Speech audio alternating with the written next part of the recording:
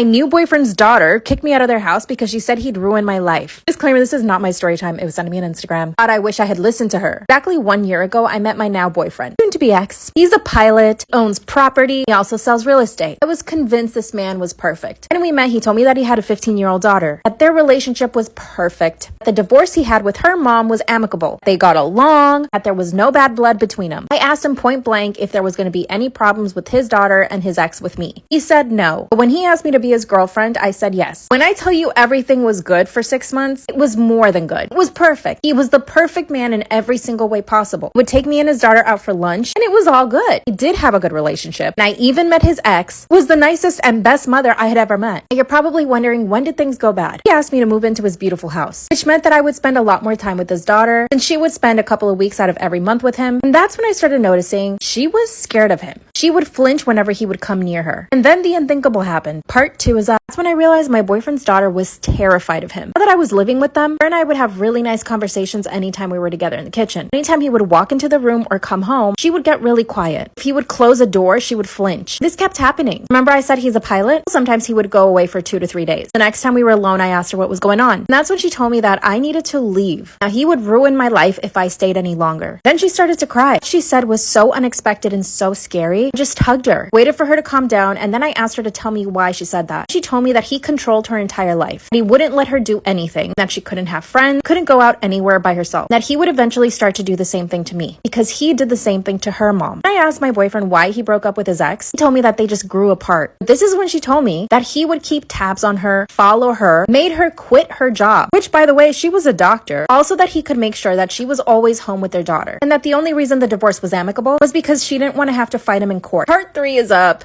My boyfriend's daughter kicked me out of their house because she said that he would ruin my life. Claim this is not my story time. It sent me on Instagram. After telling me how controlling and abusive he had been to her and her mom, he told me that I needed to leave right now because he was waiting to ask me to marry him, that once we were married, he would start to control my life like he did theirs. She then said that she could see that I wasn't believing her, so she pulls out her phone and calls her mom. She starts saying the same things, that at one point she even had to get a restraining order against him, that the only reason she lets her daughter spend so much time with him is because she's afraid that he might want custody. My relationship with him was so perfect. Just couldn't believe them. And guess what? I'm glad I didn't. I did end up leaving the house. When my boyfriend came back from his work trip, he told me that they had done this to every other girlfriend he tried to have. That it was all a lie. Girl, I almost believed them. All this drama made me feel so bad. I actually broke up with him. He gave me space for a month, but now he wants me to get back with him. I don't want to deal with his daughter and his ex. What should I? Story time about how my grandma got married when she was 14 years old. Disclaimer, this is not my story time. It's sent to me on Instagram. So just picture it. I'm sitting with my 94-year-old grandma in the kitchen,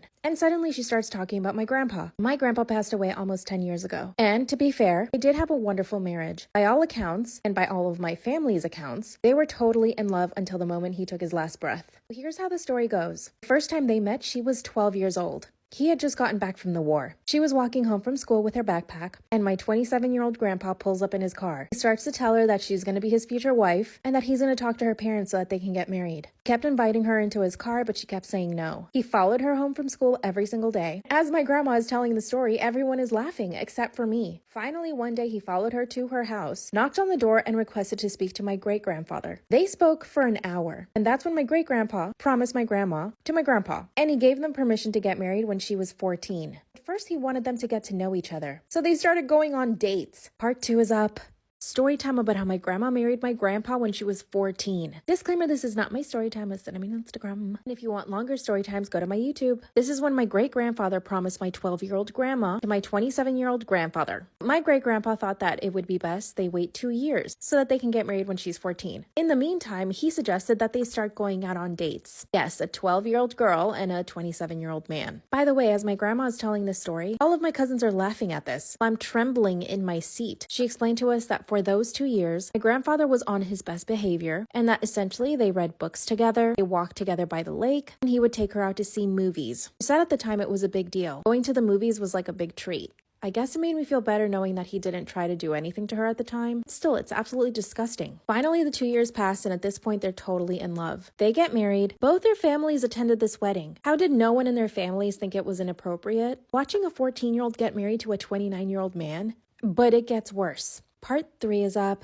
Story time about my grandma married my grandpa when she was 14 years old and he was 29. Disclaimer, this is not my story time. It's sending me on Instagram. This is the third and last part. And if you want longer story times, go to my YouTube. 2 years pass and they get married. My grandma even told us that the night of their wedding, my great-grandparents gifted them a night at a hotel so that they could have some privacy. You can imagine what happened. My grandmother described it as the most liberating night of her life. 2 months later, she was pregnant. Their first baby was born right before she turned 15, and then she got pregnant again at 15, and then at 17, and then at 18, 19, and finally 20. My grandfather got into oil in his late 20s. He made about $1 million by the time he was 35, so he was able to give them a very comfortable life. He purchased a manor. They had 3 housekeepers, 1 butler, and 4 nannies, and they had a really happy life. My grandma says my grandpa was always affectionate with her, and she said they blessed their bed every single night. After she finishes telling the story, all of my cousins laugh and think it's cute. I was disturbed. I asked her why it was okay to get married at such a young age. And then I said, would you have wanted me to get married when I was 14?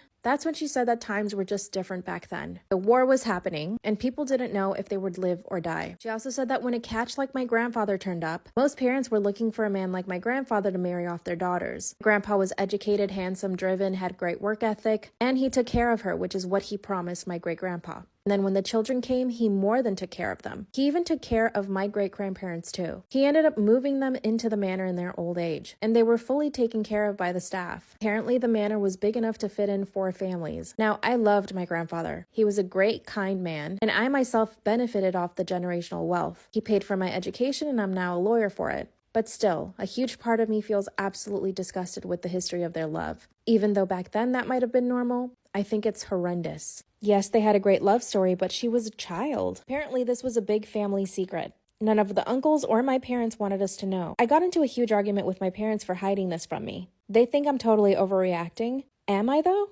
I guess I'll need more therapy. What do you think? I ended up getting plastic surgery because my boyfriend is prettier and hotter than me. You can totally roast me in the comments, but hear me out. When he and I matched on Bumble, I was shocked that he would even want to talk to me. Knew right away that he was way out of my league, and he was way prettier than me. Preparation to go on this date, I dieted for 3 weeks, and I lost 7 pounds. I put 3 layers on of Skims compression Spanx. That's how desperate I was to look skinny. Colored my hair chocolate brown, got the butterfly haircut, got 1 ml of lip filler. And the day of the date, I actually got my makeup done, but it was such minimal makeup that he thought I wasn't wearing anything. By the end of those 3 weeks, I had completely transformed. And the first time he met me, he kept commenting how beautiful my skin was, how rosy my cheeks were, pretty and plump my lips were. I actually believed I had no makeup on. I realized everything I did worked. I knew from this moment on I had to keep up the act. Now, no way in hell was I ever gonna have a small waist. So I went to a plastic surgeon, and I ended up getting 360 lipo. And I also got new boobulas, but they weren't huge, they were just a little bit bigger. How did I explain this? Told him I had appendicitis and that I had to get surgery. Have to go to part 2, it's up.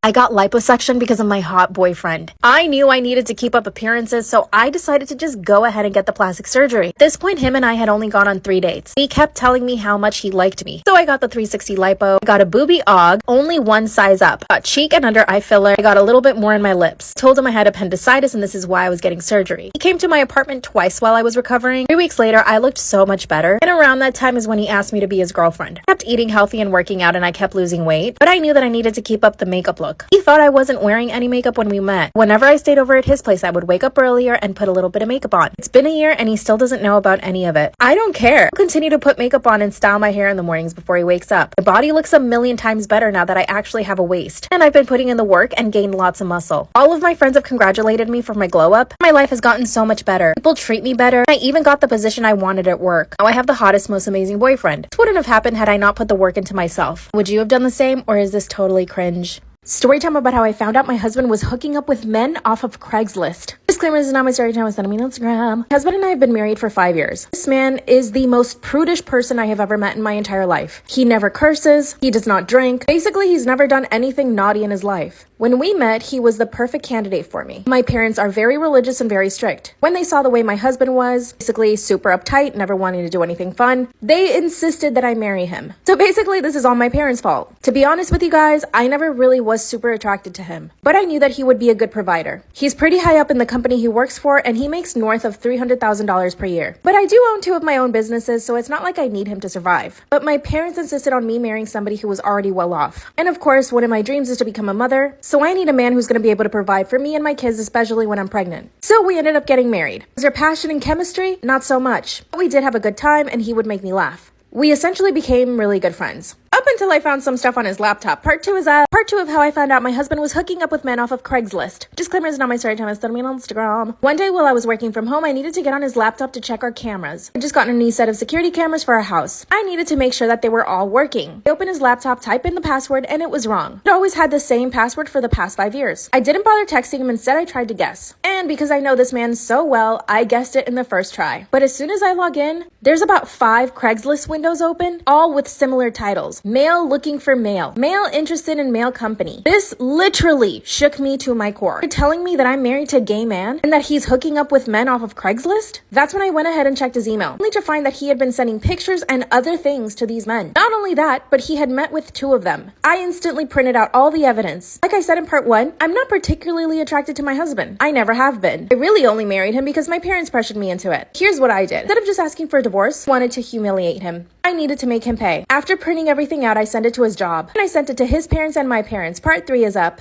That's when I sent videos of my own husband hooking up with other men to his job, my parents, and his parents. At this point, I had been married to a man that I wasn't attracted to for 5 years, only to find out that he was hooking up with other men off of Craigslist. Remember I said in part 1 how prudish my husband was? He always made himself seem like he was the perfect man, like he had never done anything bad in his life. But let me tell you, some of the things I read in those emails, and the pictures, and the video, disgusting. No wonder he put off having kids for so long, and no wonder he made me get on the pill, because he never had the intention of having kids. When everyone received their packages, my husband called me super upset. He said that he had only done it for about a week, and that it was just him experimenting. And he told me that his job put him on suspension. My parents, of course, stopped speaking to him. My mother-in-law calls me on the phone and tells me that she had always known that he was gay. And apparently they insisted on him not marrying me. But he was set on having the perfect wife. The perfect life. We're obviously getting a divorce now, and I'm getting all his money. Or at least I'm gonna try. He's already claiming that I'm obsessed with him, so he wants to get a restraining order. I need to make him suffer even more. How should I do this? Part 4 will be up soon. My husband signed up for my sister's OnlyFriends. Should I divorce him? Disclaimer, not my story time, instead me on Instagram. My husband and I have a really toxic relationship. When he and I first started dating, I was extremely jealous. I would instigate fights almost every single day. Now that we're married, I'm definitely less jealous. But he's always been jealous throughout our relationship. He tries to control everything I do, down to the way I dress and even the people I can or cannot hang out with. He even insisted that I quit my job, which I did. He's invested a lot in Tesla and crypto, so he makes a lot of money without having to leave the house, which, yes, is totally amazing.